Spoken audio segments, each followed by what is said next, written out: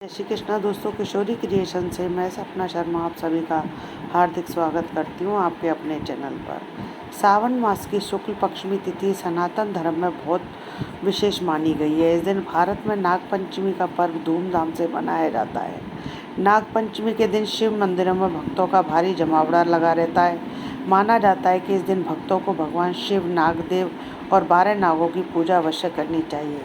नाग पंचमी व्रत रखने वाले भक्तों को विशेष फल की प्राप्ति होती है। कहा जाता है कि नाग पंचमी का व्रत रखने से भक्तों की सभी मनोकामनाएं पूरी होती है। आइए सुनते हैं नाग पंचमी व्रत की कथा। बहुत सारे एक राज्य में सेठ रहा करता था जिसके 7 बेटे थे। सेठ के 7 बेटों की शादी हो चुकी थी। सेठ की सबसे छोटी बहू बुद्धिमान और बहुत ही चरित्रवान थी। एक दिन बड़ी बहू घर की सभी बहुओं को मिट्टी लाने के लिए अपने साथ ले गई। मिट्टी खोदते समय बड़ी बहू को एक सांप दिखा जिसको वो खुरपी से मारने लगी।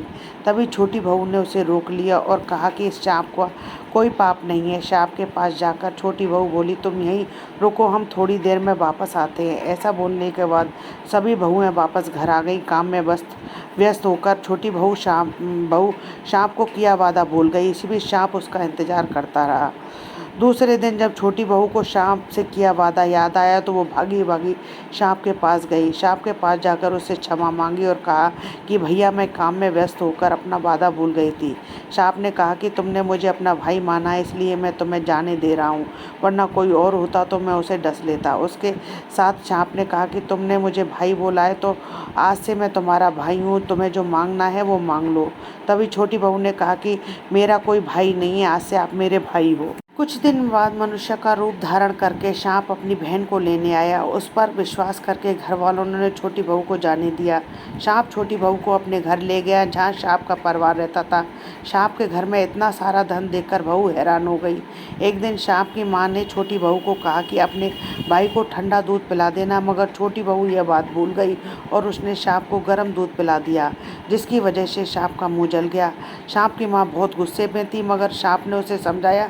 थोड़ी देर बाद सांप ने कहा कि अब बहन का घर जाने का समय आ गया है। घर से विदा करते समय सांप के परिवार ने छोटी बहू को सोना, चांदी, हीरे, मोती, कपड़े और गहने दिए। छोटी बहू घर लौटी तो उसके धन को देख करके बड़ी बहू को जलन होने लगी। गहनों के साथ सांप ने छोटी बहू को एक हीरे और मणि से बना हार दिया। पूरे राज्य में इस हार की चर्चा होने लगी। तब रानी को पता चला, तब उसने ये हार मंगवाया। छोटी बहू को ये पसंद नहीं आया तो उसने सांप को बुलाकर सारी बात बता दी। छोटी बहू ने भाई से आग्रह किया कि वो कुछ ऐसा करे जिससे ये हार छोटी बहू के गले में हार बन जाए और दूसरों के गले में सांप। बहन की बात मानकर भाई ने ऐसा ही किया। जब रानी ने यह हार पहना तब उसके गले में हार सांप में बदल गया। रानी चीखने लगी। रानी की चीख सुनकर राजा ने छोटी बहू को लाने को आदेश दिया। जब छोटी बहू राजा और रानी के पास गई तब उसने बताया कि यह हार उसके गले में हार और दूसरों के गले में सांप बन जाता है। तब राजा ने छोटी बहू को हार पहनने के लिए कहा। छोटी बहू के गले में जाते ही सांप हार बन गया। यह चमत्कार देखकर राजा बहुत खुश हुआ और उसे धन दौलत देकर भेज दिया। अब छोटी बहू धन दौलत लेकर घर पहुंची तब बड़ी बहू ये सब देखकर और जलने लगी। वो छोटी बहू के पति के कान भरने लगी। सबसे छोटी बेटे ने अपनी पत्नी के धन, गहने, कपड़ों के बारे में पूछा।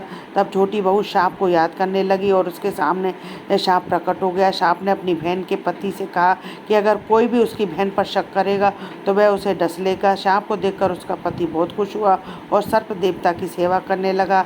इस दिन से महिलाएं सांप को अपना भाई मानकर इस विधि के अनुसार पूजा करती हैं। तो ये थी नागपंचमी व्रत की कथा। यदि आपको मेरा ये वीडियो पसंद आए तो प्लीज़ मेरे वीडियो को ज़्यादा से ज़्यादा लाइक और शेयर करें।